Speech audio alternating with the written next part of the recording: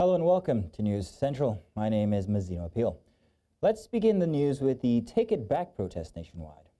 Officers of the River State Police Command on Monday morning fired tear gas at protesters gathered at the Isaac Borough Park in Port Harcourt, the River State capital. The protesters, who are members of the Take It Back movement, were greeted by heavy police presence when they gathered at the protest venue as early as 9 a.m.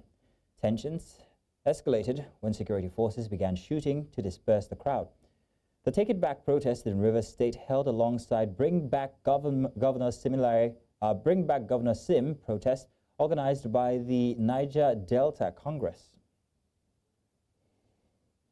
In Abuja, protesters in the Maitama area of Nigeria's capital were dispersed by the Nigeria Police Force on Monday as operatives deployed tear gas to break up the peaceful demonstration. The protesters, who were gathered to express their grievances, were caught off guard and scattered in response to the tear gas. The protest, part of a larger nationwide movement led by the Take It Back movement and various civil society groups, addressed multiple issues affecting the country. Among the main concerns were the alleged misuse of the Cybercrime Act, the growing economic hardship, and the state of emergency in River State. Activist Omoyele Shore was present at the protest in solidarity with the movement. While no injuries or arrests were reported, the tense atmosphere persisted as police action stirred concerns over increasing political repression in the country.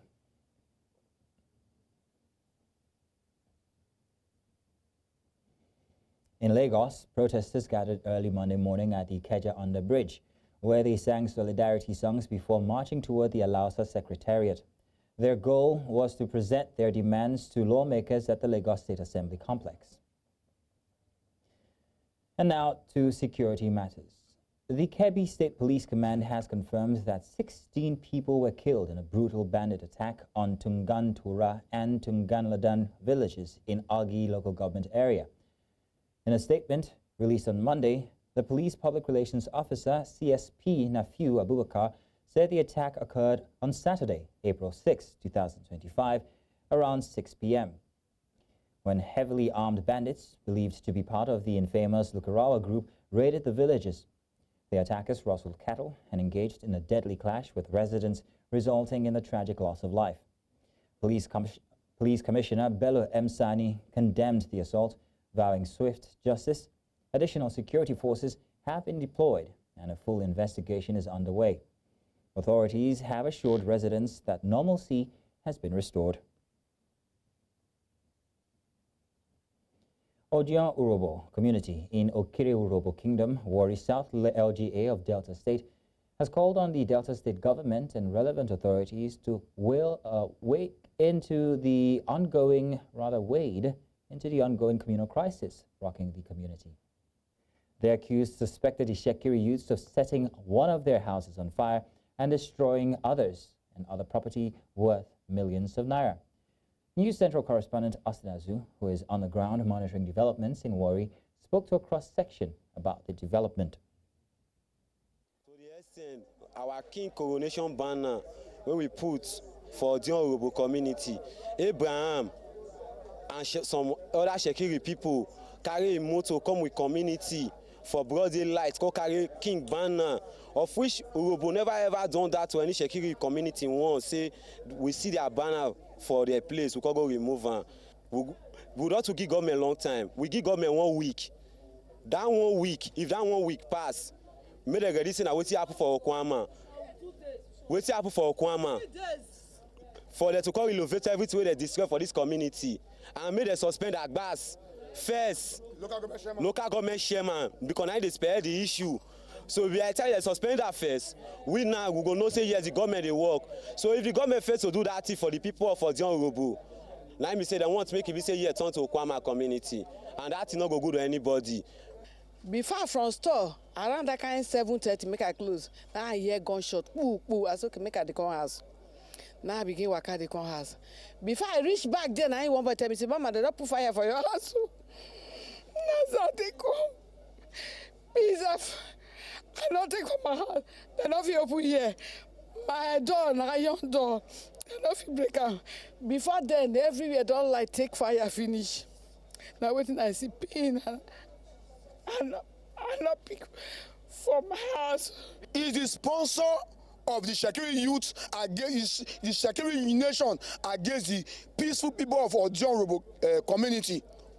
We are calling on this appeal to the state governor to remove the chairman of Warisa local government. He should remove the chairman of Warisa local government, and he should be investigated because the one that is sponsoring this is Shekiri brothers against us innocently. We don't have any issue with them. Our people are saying we've lived here for centuries of years without disturb. They cannot annex our land from us. We have expanse of acres of land over there. We don't even go there because they let there be peace. But still, they don't allow us to know peace in our own land, in our own father's land. They are all strangers. The Shekiri, they are strangers in this place. Nigeria's Chief of Army Staff, Lieutenant General Olufemi Oluyede, has arrived in Bokos local government area of Plateau State for a stakeholders engagement and an on-the-spot assessment of the incident that took many lives and destroyed unquantifiable amount of property. Now, this is the first visit of the Army boss in Plateau State since assuming office as the Chief of Army Staff in 2024. Among those in his entourage are the General Office Commanding 3 Division and Commander Operations Safe Haven, Major General Folusho Oyinlola, who warned that security operatives will do anything possible to ensure offenders are decisively punished to serve as deterrent to others. In the meantime, Nuhu Ribadu, the National Security Advisor of the President Bola Tinubu, has described the wave of security challenges in some parts of Nigeria as tough and difficult, but assured that they are surmountable. Ribadu, who paid a working visit to Jos, the Plateau State capital, following the killings in Bokos local government area of the state, says there is utmost need for collaboration among security agencies and other stakeholders. News Central's Chizoba Nyanwe has more. President Bola Tinubu was speaking through the National Security Advisor, Nuhu Ribadu, during his visit in Plateau State, following the fresh violent attack in Bokos that took many lives and razed numerous property. Addressing journalists after a courtesy visit on the General Officer Commanding 3 Division and Commander Operation Safe Haven, Major General Folusho Oyinlola, he presents the condolences of the President. I'm here, National Security Advisor, this morning, on behalf of our Commander-in-Chief, President Bola Ahmed Tinubu, to come and greet the people of Plateau, bring his own condolences of what we have just witnessed in the last few days, the crisis that erupted. President Bola Ahmed Tinubu is saying that enough is enough. It has to stop, whatever it takes. Whatever we have done, we are able to achieve this improvement, like I said, relatively, is going to be doubled. We'll do more. We'll continue to do whatever it takes to ensure that there will be peace, security, so that our people will live normal lives. The NSA had a word on the varying casualty figures making the round and the arrests made so far. The brief I have is that I cannot give you a definite number of the casualties, but I was assured that it wasn't like what we were reading or what the media was saying. It probably will come later. You know, it's not good for one to say something that you have no, but certainly it's not as much as what is out there. And sometimes it's not also something you can instantly give figure to. It's a process. There are few people who are still out there, those who are in hospital, a couple of other things. It is not like you can be definite with the number. The only thing is that it's not true. The figures that were, taken out, it's not true. There are many people who are arrested. It's true. But I can assure you that you will see justice. Justice will be done. He commended the effort of the Nigerian Armed Forces and other security agencies in de-escalating tension in the country. I met with the governor, and I'm here in the office of the Commander, Operation Safe Haven and the GOC 3rd Division, to come and bring his own greetings and gratitude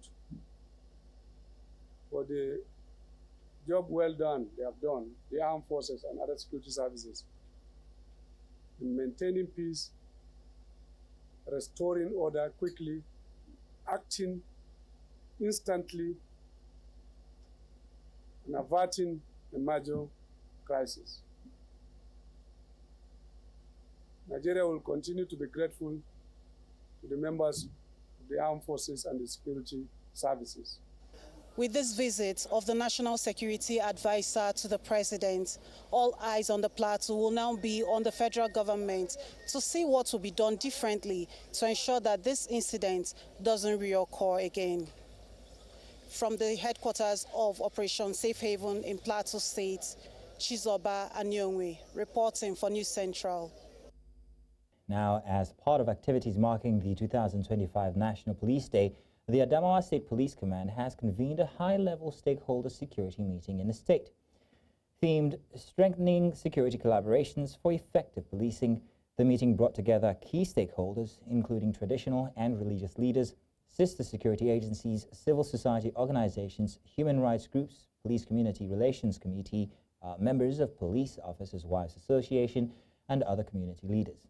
News Central's Lakurawa reports that the Adamawa State Commissioner of Police, Dankumbo Morris, emphasized the importance of sustained community collaboration. This momentous event provides us with an opportunity to reflect on the sacrifices, dedications, and commitment of the Nigerian police force in ensuring peace, security, and justice in our great nation. Police is no longer limited to prevention and detecting of crime. We didn't limit ourselves to enforcing laws and orders, protecting lives and properties, but we have gone far beyond that to provide humanitarian services to you. Now, the House of Representatives has issued a reminder to the River State Sole Administrator, Vice Admiral Ibokete Ibas, that he does not have the constitutional power to make laws for the state. The statement comes in response to the administrator's plans to introduce a new budget following the declaration of a state of emergency in River State in March. In an interview with reporters, the deputy spokesman for the House, Philip Agbese, revealed that Speaker Tajuddin Abbas is consulting with House leadership to form a committee that will monitor Admiral Abbas's actions and ensure that the interests of River State are properly represented. Agbese further warned that if the administrator oversteps his authority, the House will take necessary measures, including a possible vote of no confidence, to ensure accountability and uphold the rule of law.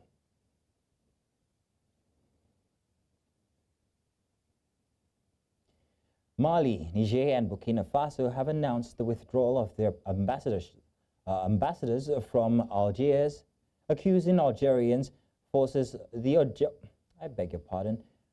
Now I'll take that all over again from the beginning. Now, Mali, Niger, and Burkina Faso have announced the withdrawal of their ambassadors from Algiers, accusing Algerian forces of shooting down a Malian drone. Now, the three military-led nations issued a joint statement condemning the actions of Algeria, which took place in the late March. Mali's foreign ministry separately stated that the drone was shot down in Algerian airspace in a hostile, premeditated action by the Algerian regime. The wreckage was discovered 9.5 kilometers south of the Algerian border and was believed to have been brought down by the ground-to-air or air-to-air missile. Algeria confirmed on April 1st that it had downed an armed reconnaissance drone over its airspace, but did not provide additional details. A le regret d'informer l'opinion que, dans la nuit du 31 mars au 1er avril 2025, un drone des forces armées et de sécurité de la République du Mali, immatriculé TZ-98D, s'est écrasé sur le territoire national à Tenzawatène, cercle d'Abeibara, région de Kidal. En réponse à cette énième provocation du régime algérien, le gouvernement de la transition décide de 1. Convoquer l'ambassadeur algérien pour protester contre l'hostilité du régime algérien. 2. se retirer avec effet immédiat du comité d'état-major conjoint CEMOC. 3. Porter plainte devant des instances internationales contre le régime algérien pour acte d'agression.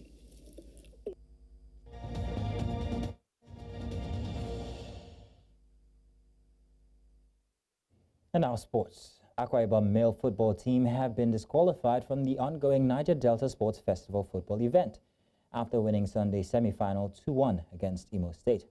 Tournament officials confirmed the host state's captain, Hosanna Uyo, was found to be a licensed professional player, which violates tournament eligibility rules. Imo State, who initially lost 2-1, had filed a formal protest with documented evidence. The technical committee investigated overnight and ruled in Imo's favor. Monday morning, the final match will now feature Team Imo against Team Edo later in the day at the Uyo Township Stadium.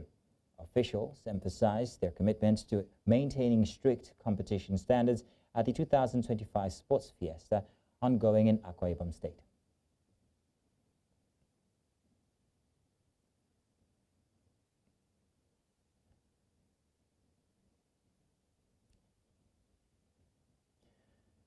And that's all the news this hour. But before we go, let's take another look at some of the major stories we brought your way. Or we'll just round up now. Thank you for watching News Central, and do stay tuned because we've got much more coming your way. Remember, you may send your eyewitness reports to the WhatsApp number on your screen now. And do follow us on social media. We are at News Central TV. You can watch us live on DSTV 422, Go TV Channel 23, Star Times Channel 274, and of course, Able TV and YouTube. Many thanks for watching. My name is Mazilo Appeal.